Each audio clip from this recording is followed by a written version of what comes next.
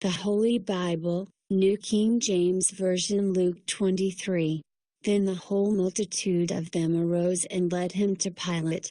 And they began to accuse him, saying, We found this fellow perverting the nation, and forbidding to pay taxes to Caesar, saying that he himself is Christ, a king. Then Pilate asked him, saying, Are you the king of the Jews? He answered him and said, It is as you say. So Pilate said to the chief priests and the crowd, I find no fault in this man. But they were the more fierce, saying, He stirs up the people, teaching throughout all Judea, beginning from Galilee to this place. When Pilate heard of Galilee, he asked if the man were a Galilean. And as soon as he knew that he belonged to Herod's jurisdiction, he sent him to Herod, who was also in Jerusalem at that time. Now when Herod saw Jesus, he was exceedingly glad, for he had desired for a long time to see him, because he had heard many things about him, and he hoped to see some miracle done by him. Then he questioned him with many words, but he answered him nothing. And the chief priests and scribes stood and vehemently accused him.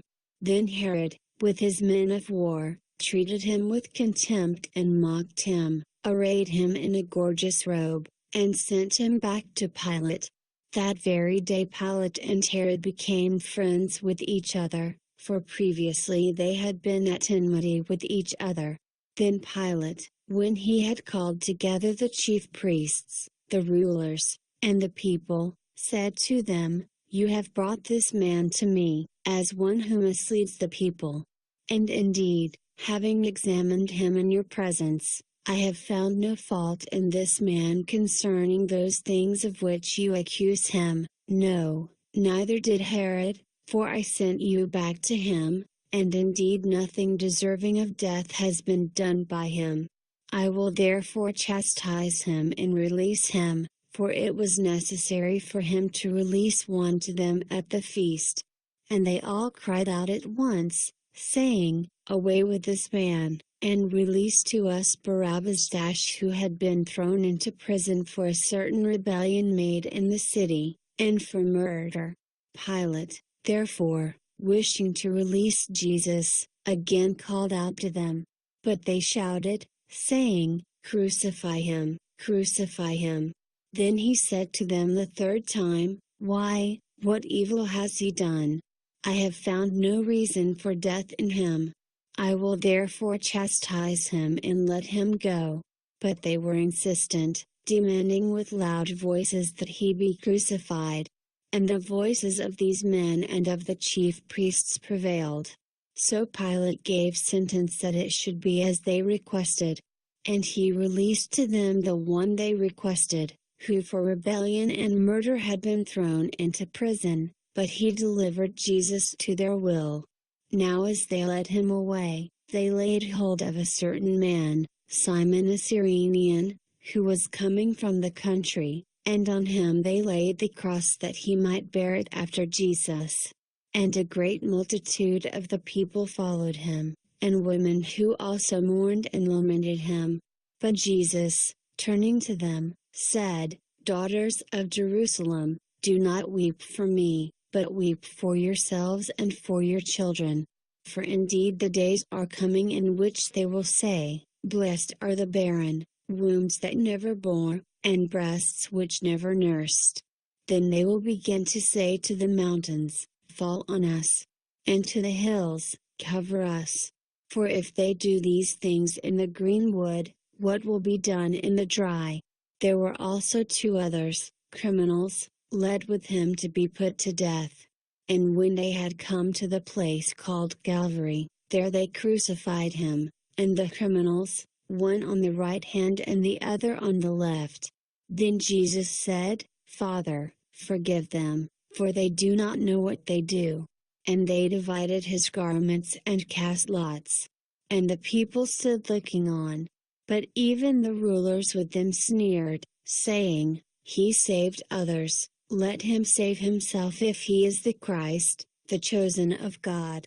The soldiers also mocked him, coming and offering him sour wine, and saying, "If you are the king of the Jews, save yourself." And an inscription also was written over him in letters of Greek, Latin, and Hebrew, "This is the King of the Jews." Then one of the criminals who were hanged blasphemed him, saying, "If you are the Christ, save yourself and us."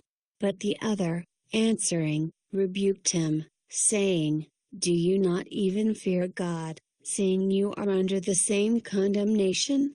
And we indeed justly, for we receive the due reward of our deeds, but this man has done nothing wrong." Then he said to Jesus, "Lord, remember me when you come into your kingdom." And Jesus said to him, "Assuredly, I say to you, today you will be with me in paradise." Now it was about the 6th hour, and there was darkness over all the earth until the 9th hour. Then the sun was darkened, and the veil of the temple was torn in two. And when Jesus had cried out with a loud voice, he said, "Father, into your hands I commit my spirit." Having said this, he breathed his last. So when the centurion saw what had happened, he glorified God, saying, "Certainly this was a righteous man." And the whole crowd who came together to that sight, seeing what had been done, beat their breasts and returned. But all his acquaintances, and the women who followed him from Galilee, stood at a distance, watching these things. Now behold, there was a man named Joseph, a council member, a good and just man. He had not consented to their decision and deed. He was from Arimathea, a city of the Jews, who himself was also waiting for the kingdom of God. This man went to Pilate and asked for the body of Jesus. Then he took it down, wrapped it in linen, and laid it in a tomb that was hewn out of the rock, where no one had ever lain before. That day was the preparation, and the Sabbath drew near. And the women who had come with him from Galilee followed after, and they observed the tomb and how his body was laid.